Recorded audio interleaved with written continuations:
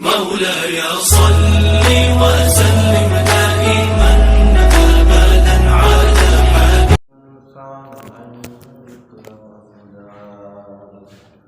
ألم يكن نطفة من مني يمنى ثم كان علقة فخلق فسوى فجعل منه الزوجين الذكر والأنثى أليس ذلك بقادر على أن يحيي الموتى آمنت بالله صدق اللہ العظیم۔ دوستو، سورۃ القیامہ کی آخری 5 آیات نمبر 35 سے لے کے آیت نمبر 40 تک تلاوت کی۔ دعا ہے اللہ رب العزت ہم سب کو قرآن مقدس پڑھنے، سمجھنے اور اس پہ عمل کرنے کی توفیق عطا فرمائے۔ جتنے ہی دوست احباب سورت کے پورے درس کے اندر شریک ہیں، ہم سب کے لیے، خصوصاً ہمارے والدین کے لیے، ہمارے اساتذہ کے لیے، حضور کی ساری امت کے لیے اس سے بخشش اور مغفرت کا ذریعہ بنائے۔ آج کے درس کے اندر اللہ رب العزت نے انسان کی ان عظیم چیزوں کا ذکر فرمایا۔ آیت نمبر 36 کے اندر اللہ پاک نے اس بات کا ذکر فرمایا کہ انسان سمجھتا ہے، ایحسب الانسان، کیا یہ انسان خیال کرتا ہے کہ این یترک سدی، کہ اسے چھوڑ دیا جائے گا بے فائدہ، بیکار چھوڑ دیا جائے گا؟ یہ انسان گمان کرتا ہے، ایسا نہیں۔ الم یک نطفۃ من منی یمنی، کیا یہ نہیں تھا نطفۃ ایک قطرہ، من منی یمنی جو رحم مادر کے اندر ٹپکایا گیا، ڈال دیا گیا، ثم کان علقۃ، اور پھر اس سے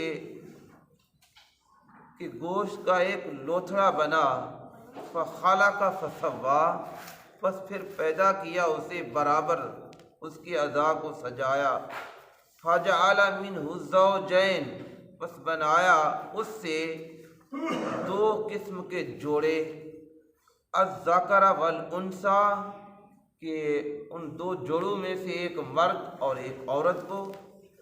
الیس ذالک بقادر، کیا اللہ اس چیز کے اوپر قادر نہیں ہے، الا ان یحیی الموتى، کہ وہ مردہ زندہ کر دے، مردوں کو زندگیاں بخشے؟ کیا اللہ اس چیز کے اوپر قادر نہیں؟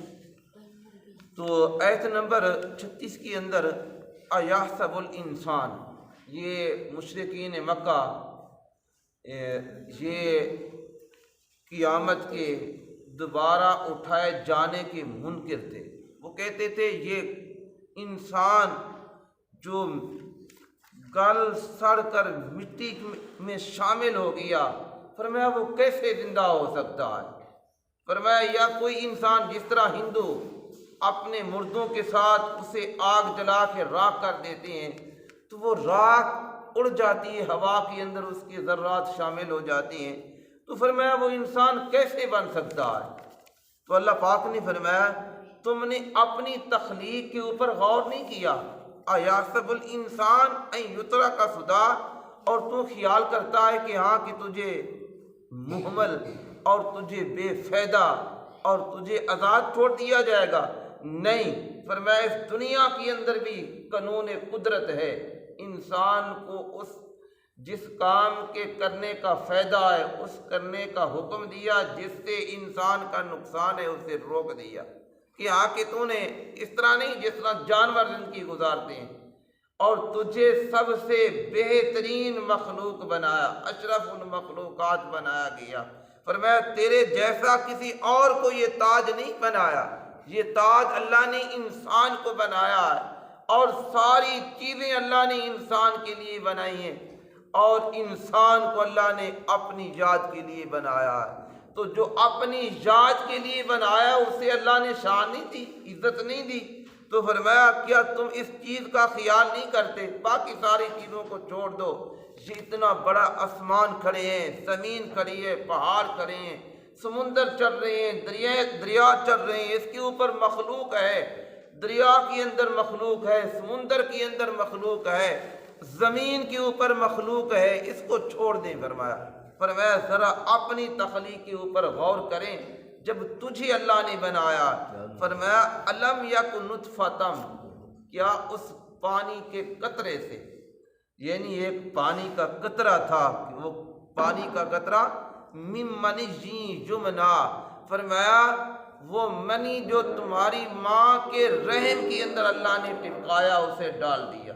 ایک پانی کا قطرہ، اگر وہی پانی کا قطرہ آپ کے کپڑے کو لگ جائے تو انسان اس لباس کے ساتھ عبادت کرنے کے قابل نہیں۔ فرمایا وہی پانی کا قطرہ تمہارے جسم سے لگ جائے، تمہارا جسم جب تک تم اسے غسل نہ دو اور تم اللہ کے گھر میں نہیں آ سکتے، اس رب کی شان کو تم نے نہیں دیکھا۔ اس پانی کے قطرے سے اللہ نے پھر خون کو بنایا، وہ خون بن گیا، پانی تھا وہ خون بن گیا۔ 40 دن کے بعد حضور علیہ الصلوۃ والسلام نے فرمایا اسی طرح انسان کی تبدیلی آتی ہے۔ وہ پانی کا قطرہ رحم مادر کے اندر اللہ نے ڈال دیا، اب 40 دن گزرنے کے بعد وہی پانی کا قطرہ خون بن گیا۔ فرمایا 40 دن گزرنے کے بعد پھر اللہ نے اس خون کو گوشت کا لوتڑا بنا دیا۔ فرمایا 40 دن کے بعد پھر تمہارے اس گوشت کے لوتڑے کے اندر اللہ نے عذابی پیدا کر دیے، اور فرمایا تمہیں اللہ کے فرشتے کو بھیج کر، اللہ نے اپنے فرشتے کو بھیج کے اور تمہارے اندر پھونک بھی مار دی، تمہیں زندگی ماں کے پیٹ کے اندر دے دی۔ اب بچہ ماں کے پیٹ کے اندر ہے، ہل رہا ہے، چل رہا ہے، وہ سانس لے رہا ہے۔ تو فرمایا اس سے دیکھیں یہ تمہاری آنکھیں ہیں، اور ان آنکھوں کے اندر اللہ نے دیکھنے کی صلاحیت رکھ دی۔ فرمایا یہ تمہارا جو چہرہ ہے، گلاب بھی اس کا مقابلہ نہیں کر سکتا، جو چہرہ اللہ نے تمہیں عطا کیا ہے۔ فرمایا جو تمہاری آنکھیں ہیں، تمہارا دماغ ہے، تمہاری زبان ہے، فرمایا یہ تمہاری ہڈیاں ہیں، تمہارے اعضاء ہیں، مضبوط ٹانگیں ہیں، یہ کس نے بنائی ہیں؟ فرمایا تمہارے رب نے۔ کس سے بنائی؟ اسی پانی سے۔ فرمایا الم یک نطفۃ من منی یمنا، فرمایا ثم کان علقۃ فخلق فسوی، فرمایا اسے برابر کر دیا۔ فرمایا اس گوشت سے، لوتڑے سے انسان کے بہترین اعضاء بن گئے۔ کوئی انگلی بنا سکتا ہے؟ کوئی انگلی کے اوپر، یہ جو انگلیاں ہماری، یہ ناخن ہے، کوئی ناخن تیار کر سکتا ہے؟ نہیں کر سکتا۔ جب اللہ نے یہ چیزیں بنا کے، اور تمہارا دل کہاں سجایا ہے، تمہارے پھیپھڑے کہاں رکھے ہیں، تمہارے معدے کہاں رکھے ہیں، اور تمہارے گردے کہاں رکھے ہیں، تمہاری شرانے کیا ہیں، خون چل رہا ہے، ایک ہی منہ ہے، ایک راستہ ہے، اسی سے انسان خوراک کھاتا ہے، اسی سے پانی پیتا ہے، اسی سے مشروب پیتا ہے۔ آگے جا کر ان کا نظام اللہ نے الگ بنا دیا۔ فرمایا کہ کھانے کا راستہ ایک ہے، اس کے خارج ہونے کے راستے اللہ نے 2 بنا دی۔ فرمایا اسی طرح رحم مادر کے اندر پانی ایک تھا، اور کسی کو اللہ نے مرد بنا دیا، کسی کو اللہ نے عورت بنا دیا، کسی کو مادہ اور کسی کو نر پیدا کر دیا۔ فرمایا یہ کس نے کیا ہے؟ تمہارے اس رب نے کیا ہے۔ تو فرمایا جو رب ماں کے رحم کے اندر تمہیں بنانے پر قادر ہے، کیا دوبارہ اللہ بنانے پہ قادر نہیں؟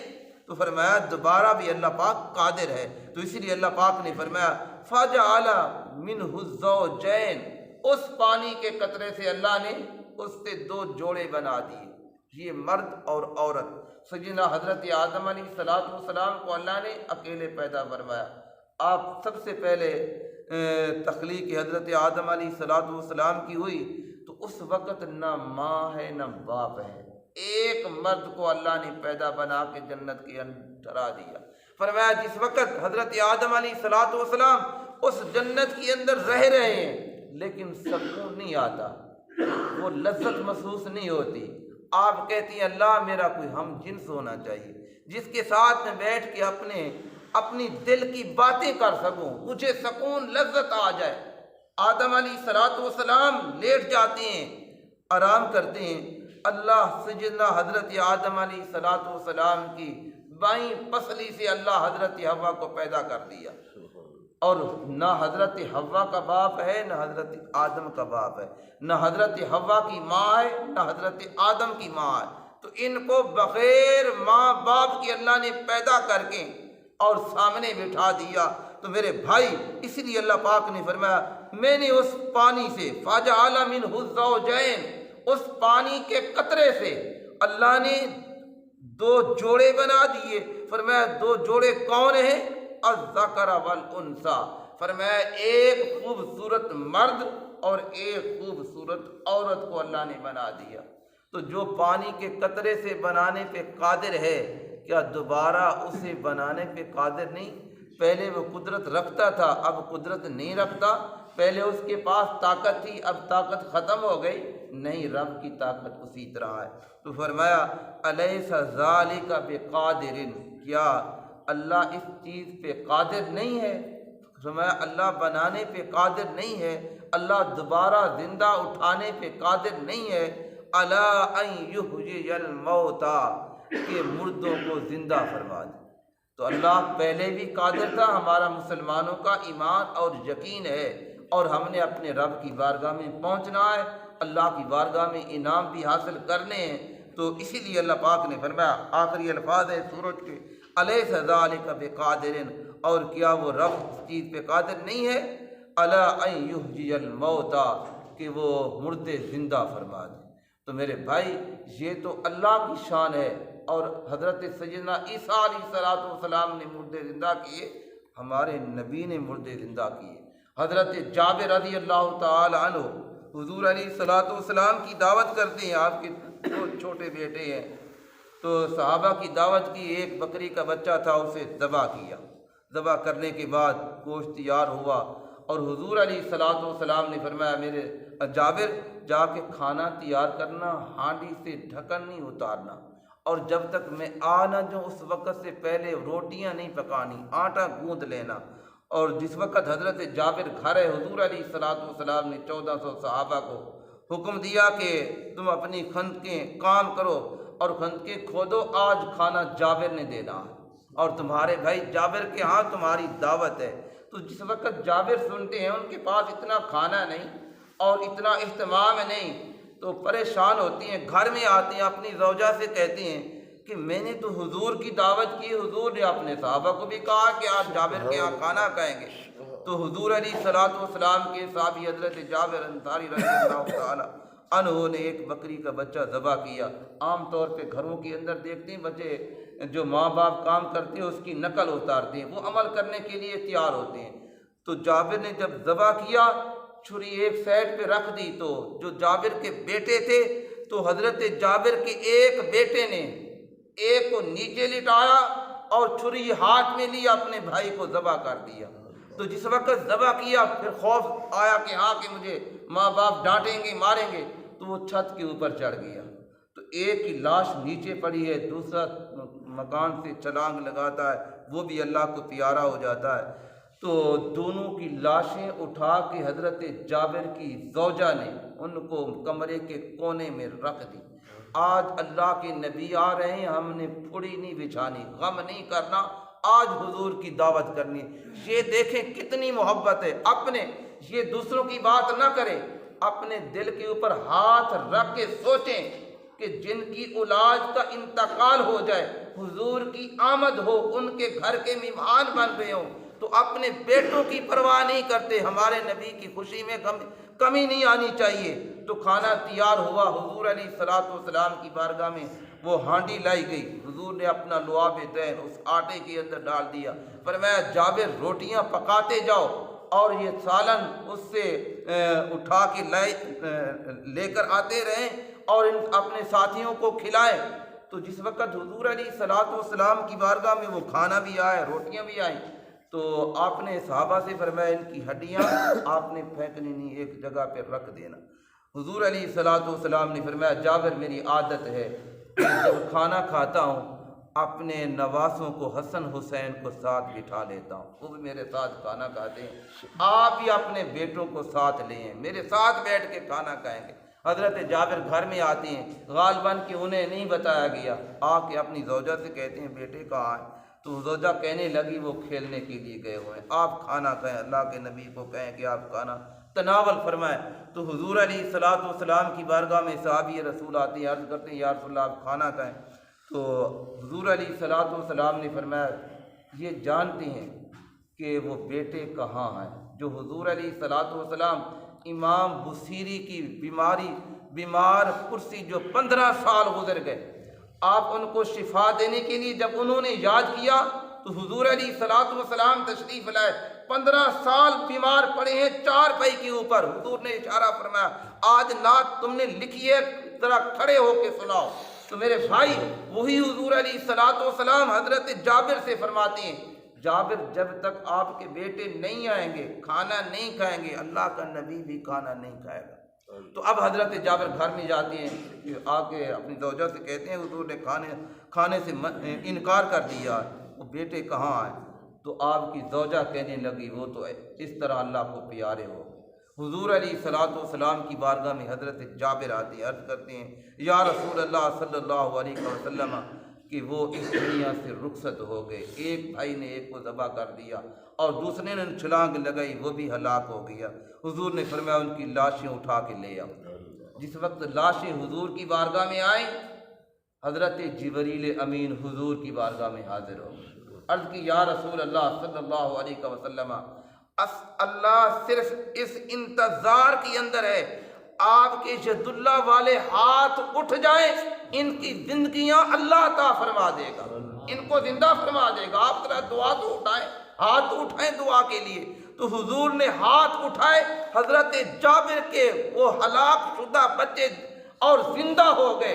حضور نے فرمایا کہ اے جابر کے بیٹو تم اس بکری کے بچے کے ساتھ کھیلتے تھے اور جو ہڈیاں اکٹھی کی وہ بھی اسی طرح تر و تازہ، وہ جانور وہ بچہ اسی طرح چلنے لگا۔ فرمایا جاؤ ان کے ساتھ کھیلتے رہنا۔ حضور کے صحابہ بھی کھانا کھا کے چلے گئے اور حضور نے ان کو زندگیاں بھی عطا کی اور جانور بھی اسی طرح عطا کیا۔ تو میرے بھائی یہ تو اللہ کے وہ پیغمبر ہیں، وہ رسول ہیں، اللہ نے ان کو یہ صلاحیت اور طاقتیں عطا کی ہیں۔ تو اللہ کی طاقت تو وراء الورا ہے، بلند ہے، اسی لیے اللہ پاک نے فرمایا الیس ذالک بقادر علی ان یحیی الموتى، کیا تم نے اس اپنے بتوں کو، مشرکین جس طرح بتوں کی پوجا کرتے، کیا تم نے اپنے بتوں کو بے طاقت مان کر رب کو کہتے ہو کہ اس کے اندر بھی طاقت نہیں؟ اللہ ساری طاقتوں کا مالک ہے۔ تو فرمایا اللہ مردوں کو زندہ کرنے پہ بھی قادر ہے۔ تو دعا ہے اللہ رب العزت ہم سب کو حضور علیہ الصلوۃ والسلام کی بتائے ہوئے احکام کے مطابق عمل کی توفیق